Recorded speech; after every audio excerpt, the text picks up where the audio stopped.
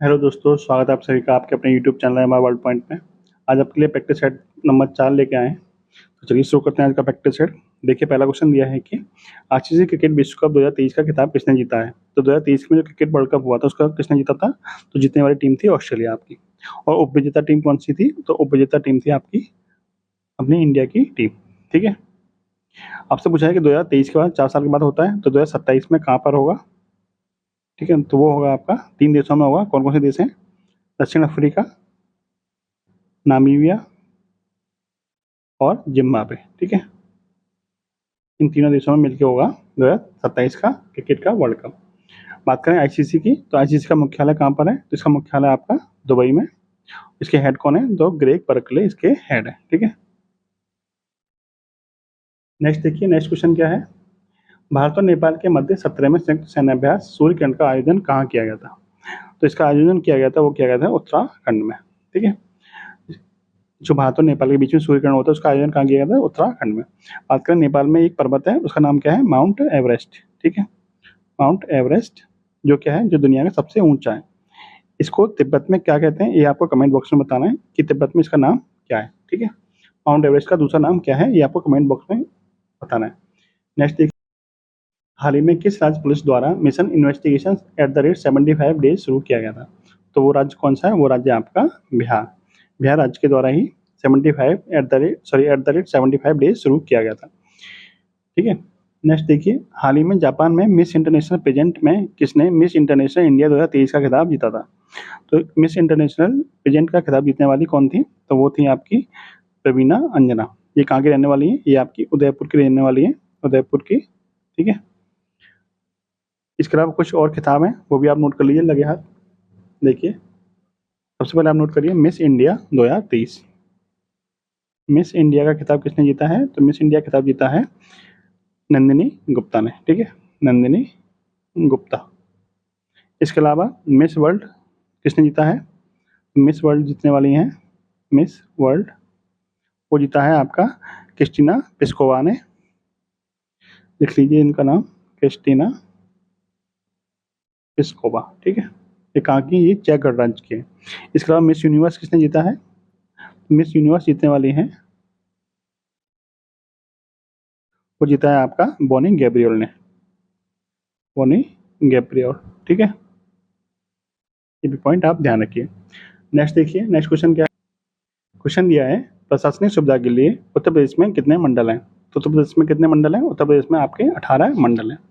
जिले कितने हैं। तो जिले आपके 75 हैं।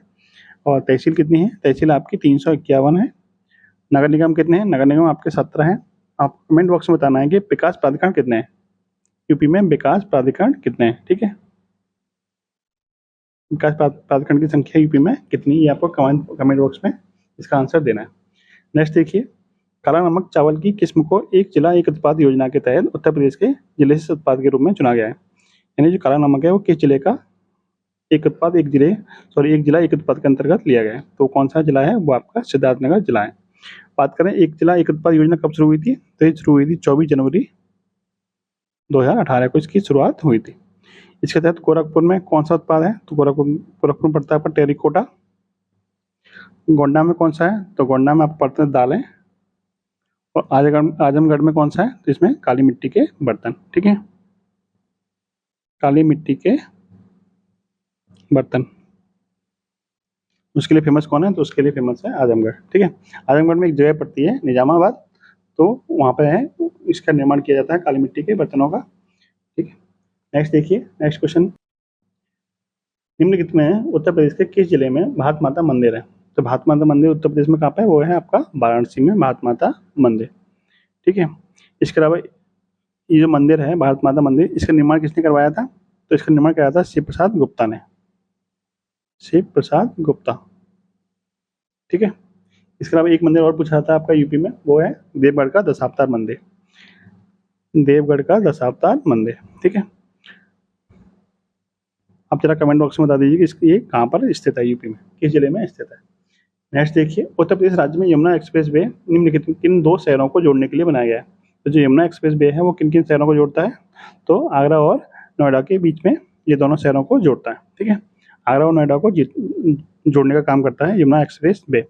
जो नोएडा है वो किस जिले का मुख्यालय है? तो ये आपका गौतम बुद्ध नगर का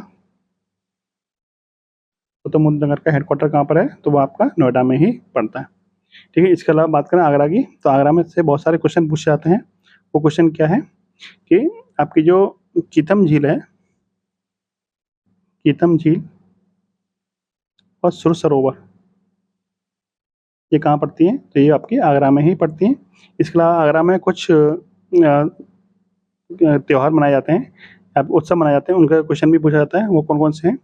तो सुलहकुल महोत्सव कहाँ मनाया जाता है? आगरा में मनाया जाता है। और बटेश्वर का मेला कहाँ लगता है? बटेश्वर का मेला वो भी कहाँ लगता है? वो भी आपका आगरा में ही लगता है। ठीक है, नेक्स्ट देखिए, नेक्स्ट क्वेश्चन क्या है? सूची 1 को सूची 2 से मिलान कीजिए। काली मिट्टी के बर्तन कहाँ पे बनाए जाते हैं? तो मैंने अभी आपको बताया था, निजामाबाद एक जगह है आजमगढ़ में, वहाँ बनाए जाते हैं। चीनी मिट्टी के लिए खुर्जा, चीनी मिट्टी के लिए कौन सा फेमस है? तो चीनी मिट्टी के फेमस है आपका खुर्जा, खुर्जा का बुलंदशहर का खुर्जा जो जगह है वो फेमस है। पीतल के लिए मुरादाबाद और आपका शीशा के लिए फिरोजाबाद। ठीक है, ऑप्शन नंबर आपका बी एकदम सही आंसर हो जाएगा। नेक्स्ट देखिए, उत्तर प्रदेश के किस नगर का प्राचीन नाम महोदय श्री था? तो जो कन्नौज है उसका पहला नाम क्या था? महोदय श्री था। लखनऊ का पहला नाम क्या था? लक्ष्मणपुर।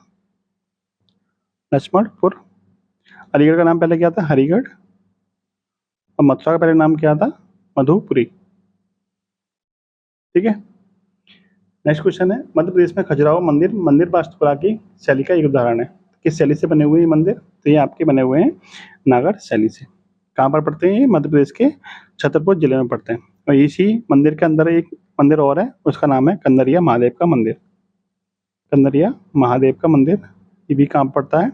इसी मंदिर के प्रांगण में है, खजुराहो मंदिर के प्रांगण में। वो भी कहाँ पड़ता है? मध्य प्रदेश में ही पड़ता है। बात करें जो खजुराहो के मंदिर हैं वो किस शासकों ने बनवाए थे? तो वो आपके चंदेल शासकों ने बनवाए थे। ठीक है, और किस जिले में? ये तो मैंने आपको बता दिया, छतरपुर जिला मध्य प्रदेश में है। नेक्स्ट देखिए, नेक्स्ट क्वेश्चन क्या है? भारत सरकार के पर्यावरण और वन मंत्रालय के तहत एक वैधानिक स्वायत्त निकाय राष्ट्रीय जैव विविधता प्राधिकरण की स्थापना किस वर्ष की हुई थी? तो ये जो राष्ट्रीय विकास प्राधिकरण, राष्ट्रीय जैव विविधता प्राधिकरण की स्थापना जो की गई थी वो आपकी 2003 में की गई थी, 2002 के अधिनियम के द्वारा। ठीक है, 2002 के अधिनियम के द्वारा 2003 में की गई थी। और जो राष्ट्रीय जैव विविधता दिवस है, अंतर्राष्ट्रीय जैव विविधता दिवस है, वो कब मनाया जाता है? तो जैव विविधता दिवस वो मनाया जाता है आपका 22 मई को, जो हाल ही में निकल के गई है। ठीक है, नेक्स्ट क्वेश्चन देखिए, निम्नलिखित में से कौन सा एक भारतीय शास्त्रीय नृत्य नहीं है? ऑप्शन देखते हैं। ऑप्शन है आपके भांगड़ा, मणिपुरी, भरतनाट्यम या फिर कथक। तो जो आपका भांगड़ा है वो आपका क्या है? शास्त्रीय नृत्य नहीं है। जबकि क्या है? लोक नृत्य है। कहाँ का है? तो ये पंजाब का है। पंजाब का एक लोक नृत्य और है, वो कौन सा है? वो आपका गिद्दा। गिद्दा भी कहाँ का है? वो आपका पंजाब का ही है। इसके अलावा आपसे पूछा जाए कि ये भरतनाट्यम है, ये किस राज्य का है? तो ये आपका पड़ता है तमिलनाडु का। कथक कहाँ का है? ये आपका यूपी या फिर उत्तर भारत कह सकते हो। मणिपुरी कहाँ का है? ये आपका मणिपुर का है। इसके अलावा आपसे पूछा है कुल शास्त्रीय नृत्य कितने हैं? तो कुल शास्त्रीय नृत्य कितने हैं? तो कुल शास्त्रीय नृत्य हैं 8। ठीक है, नेक्स्ट देखिए, भारत के पड़ोसी देश बांग्लादेश की मुद्रा क्या है? तो बांग्लादेश की मुद्रा क्या है? टका बांग्लादेश की मुद्रा है। इसकी जो राजधानी है वो क्या है? राजधानी है इसकी ढाका। ठीक है, इसके प्रधानमंत्री कौन है? शेख हसीना इसके प्रधानमंत्री हैं। और ये बांग्लादेश एकमात्र ऐसा देश है जिसकी सीमा भारत से सबसे ज़्यादा लगती है। भारत से सबसे ज़्यादा सीमा किसकी लगती है? वो लगती है बांग्लादेश की। ठीक है, और बांग्लादेश के, चलो नेक्स्ट देखिए। हाँ देखिए, कुछ पॉइंट रह गए थे, जैसे ये नोबलतुरम है, ये कहाँ की मुद्रा है? तो ये आपकी मुद्रा है भूटान की। और जो क्या है ये कहाँ की है? ये आपकी म्यांमार की मुद्रा है। ठीक है, और युआन कहाँ की? ये आपकी चीन की मुद्रा है, युआन। अब देखते हैं नेक्स्ट क्वेश्चन। मिशन इंद्रधनुष भारत सरकार की एक पहल के साथ जुड़ा हुआ है। तो जो मिशन इंद्रधनुष है, इसका संबंध किससे है? इसका संबंध है टीकाकरण से। इसकी शुरुआत हुई थी 25 दिसंबर 2014 से। इसकी शुरुआत हुई थी 2014 से। 25 दिसंबर को क्या मनाते हैं? 25 दिसंबर को सुशासन दिवस मनाया जाता है, सुशासन दिवस। 25 दिसंबर को किसका जन्म दिवस है? तो अटल बिहारी वाजपेयी का जन्म दिवस है 25 दिसंबर को। ठीक है, उनके जन्म दिवस को सुशासन दिवस के रूप में मनाया जाता है। नेक्स्ट देखते हैं। क्वेश्चन है, किस दिन के उत्सव के दौरान परमवीर चक्र, अशोक चक्र और वीर चक्र प्रदान किए जाते हैं? गणतंत्र दिवस, स्वतंत्रता दिवस, गांधी जयंती या फिर वायुसेना दिवस? तो जो ये पदक हैं परमवीर चक्र, अशोक चक्र और वीर चक्र, ये कब प्रदान किए जाते हैं? ये गणतंत्र दिवस के दिन प्रदान किए जाते हैं। ठीक है, बात करें कि परमवीर चक्र पाने वाले पहले व्यक्ति कौन थे? प्रथम परमवीर चक्र विजेता थे वो थे आपके मेजर सोमनाथ शर्मा। ठीक है, ये क्वेश्चन पूछा गया है, मेजर सोमनाथ शर्मा।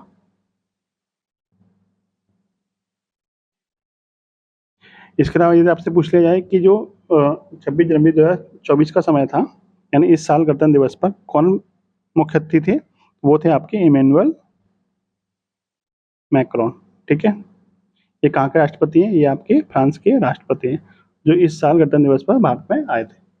नेक्स्ट देखिए, श्रीलंका भारत से के द्वारा अलग होता है, यानी किस संधि के द्वारा श्रीलंका भारत से अलग होता है? तो इसका राइट आंसर हो जाएगा पाक जल संधि। और ये पाक जल संधि किस किस को जोड़ती है? तो जोड़ने का काम है मन्नार की खाड़ी और बंगाल की खाड़ी।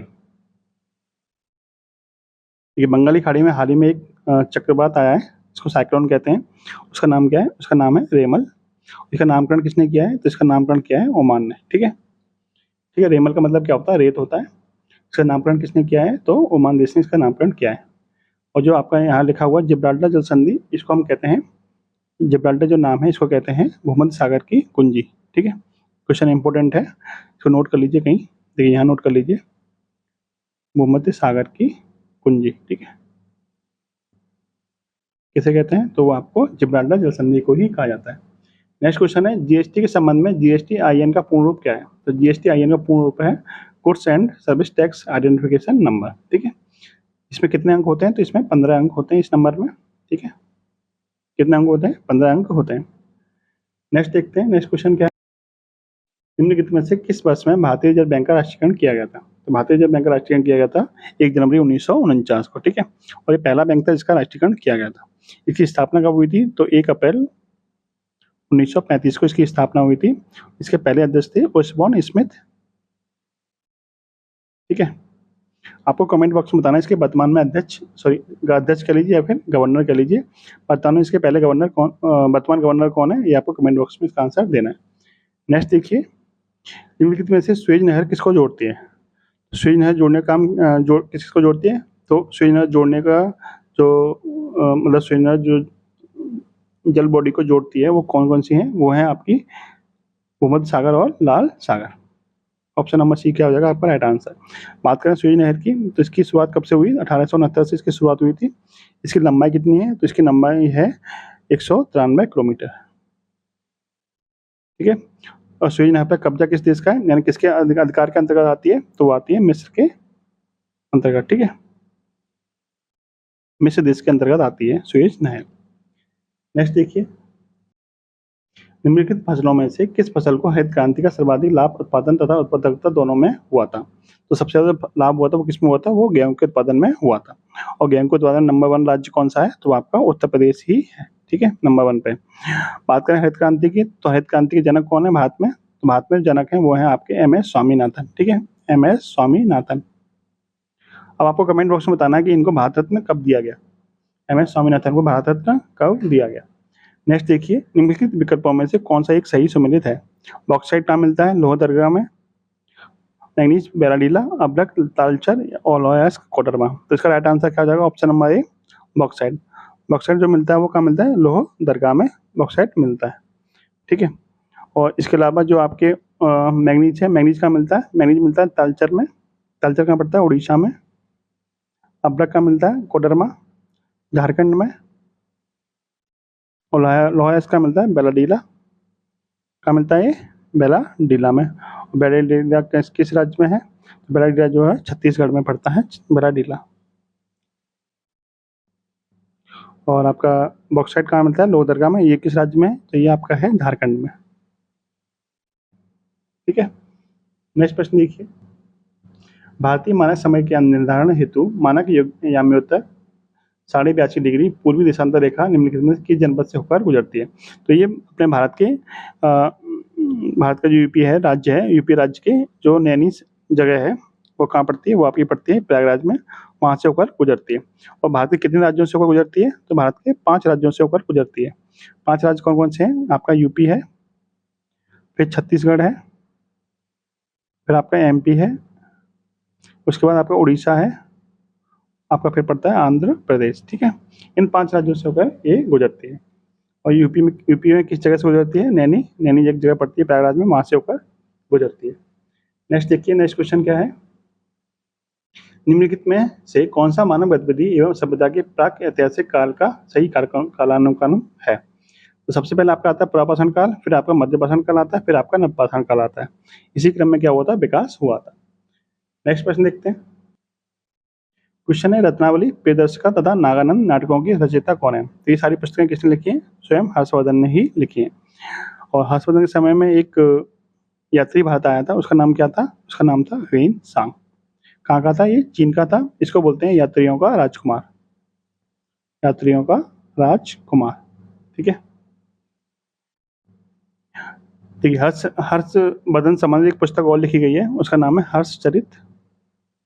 हर्षचरित। आपको कमेंट बॉक्स में इसका आंसर बताना है कि इसके रचयिता कौन है। हर्षचरित पुस्तक किसने लिखी है? इसका आंसर आप कमेंट बॉक्स में बता दीजिए। नेक्स्ट देखिए, रजिया सुल्तान को दिल्ली सल्तनत के सिंहासन से किस वर्ष हटाया गया था?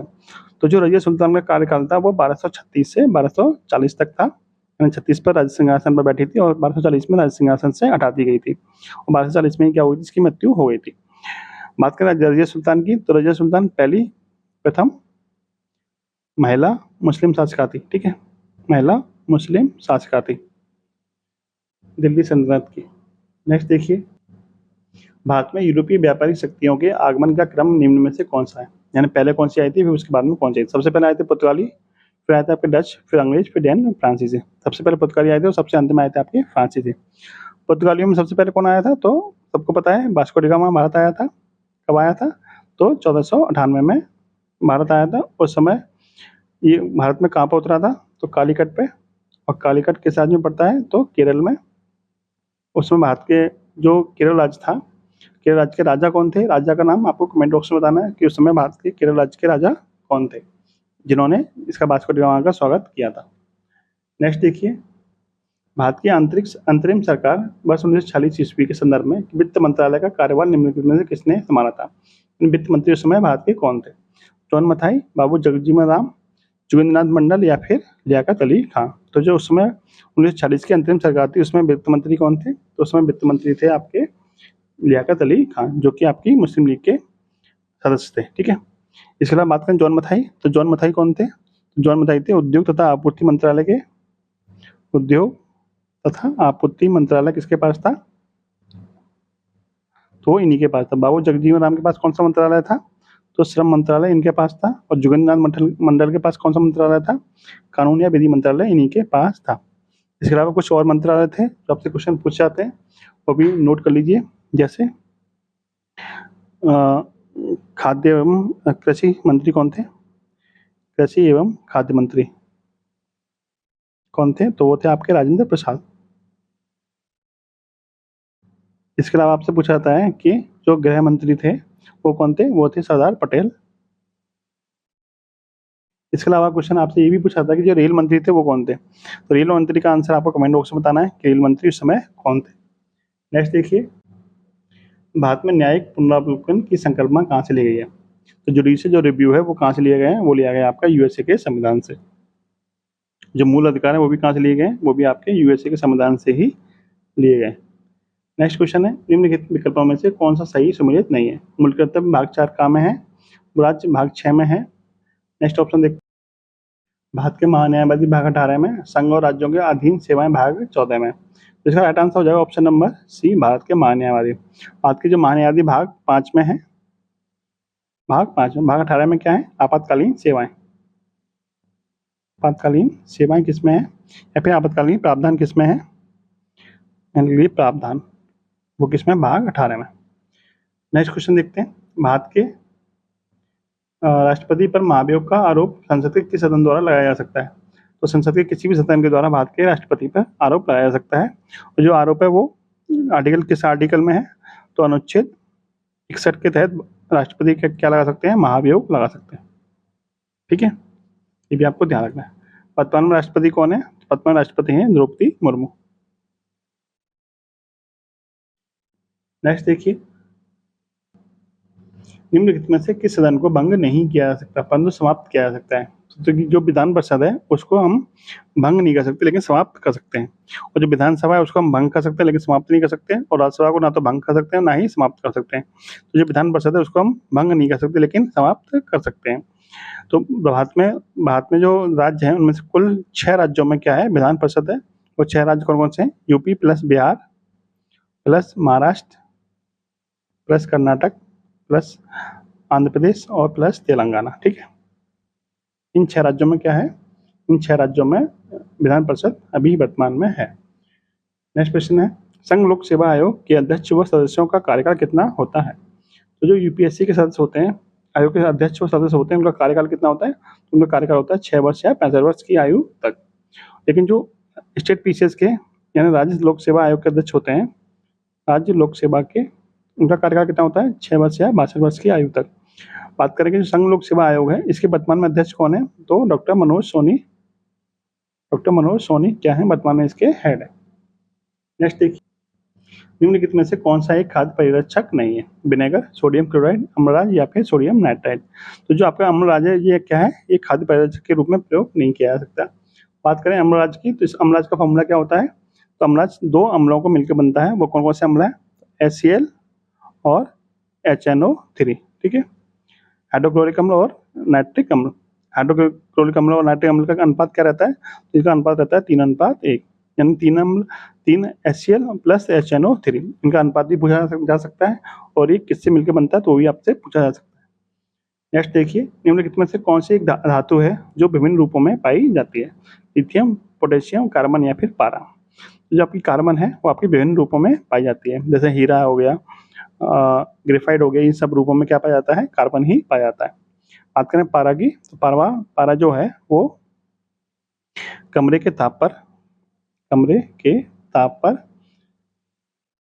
द्रव अवस्था में पाई जाने वाली एकमात्र धातु है। ठीक है, द्रव अवस्था में पाई जाने वाली क्या है? एकमात्र धातु है। और पारे को एक दूसरे नाम से भी जाना जाता है, वो नाम क्या है? वो है क्विक सिल्वर। क्विक सिल्वर भी किसे कहते हैं? तो क्विक सिल्वर के नाम से भी पारे को ही जाना जाता है, क्विक सिल्वर। ठीक है, नेक्स्ट देखिए, एलईडी का पूर्ण रूप क्या है? तो एलईडी की फुल फॉर्म क्या है? एलईडी की फुल फॉर्म है लाइट एमिटिंग डायोड। ठीक है, लाइट एमिटिंग डायोड। बात करें इसका आविष्कार किसने किया था? तो इसके आविष्कार करने वाले थे निक होलोनियक। ठीक है, उन्होंने इसका क्या किया था? इसका आविष्कार किया था। नेक्स्ट क्वेश्चन है, किस विटामिन की कमी के कारण रिकेट्स बीमारी होती है? तो विटामिन डी की कमी से क्या होती है? विटामिन डी की कमी से रिकेट्स बीमारी होती है। इसके अलावा एक रोग और होता है, उसका नाम है ऑस्टियोमलेशिया। ऑस्टियोमलेशिया रोग किसकी कमी से होता है? वो भी विटामिन डी की कमी से ही होता है। विटामिन डी को ही क्या कहते हैं? इसको हार्मोन भी कहा जाता है। ठीक है, यानी एकमात्र ऐसा विटामिन है जो हार्मोन की तरह कार्य करता है, और एकमात्र ऐसा विटामिन डी ही है जो स्टेरॉइड की तरह ही काम करता है, स्टेरॉइड की तरह ही काम करता है। ठीक है, इसके अलावा बात करें विटामिन ए की कमी से कौन सा रोग होता है? तो रतौंधी होता है। विटामिन बी की कमी से बेरी होता है, और विटामिन सी की कमी से कौन सा होता है? ये आप कमेंट बॉक्स में बता दीजिए, विटामिन सी की कमी से कौन सा रोग होता है। और आज का लास्ट क्वेश्चन देखिए, दूरी की इकाई निम्नलिखित में से कौन सी है?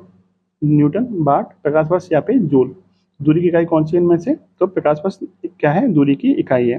प्रकाश वर्ष क्या होता है? प्रकाश द्वारा एक वर्ष में चली गई दूरी प्रकाश वर्ष कहलाती है। बात करें प्रकाश की चाल कितनी होती है? तो प्रकाश की चाल होती है 3 × 10⁻8 मीटर प्रति सेकंड। ठीक है, क्या होती है? प्रकाश की चाल। न्यूटन किसका मात्रक है? न्यूटन आपका बल का मात्रक है। वाट किसका मात्रक है? शक्ति का। और जूल किसका मात्रक है? तो ऊर्जा का मात्रक क्या है? जूल। ये सारे पॉइंट थे, ये भी आप ध्यान रखिए। ये थी आज की वीडियो, कैसी लगी कमेंट बॉक्स में जरूर बताइएगा। कोई आपका सुझाव हो तो वो भी बताइएगा, और अच्छी लगी वीडियो लाइक कीजिए, और चैनल को अभी तक सब्सक्राइब नहीं किया सब्सक्राइब कर लीजिए। जय हिंद, जय भारत।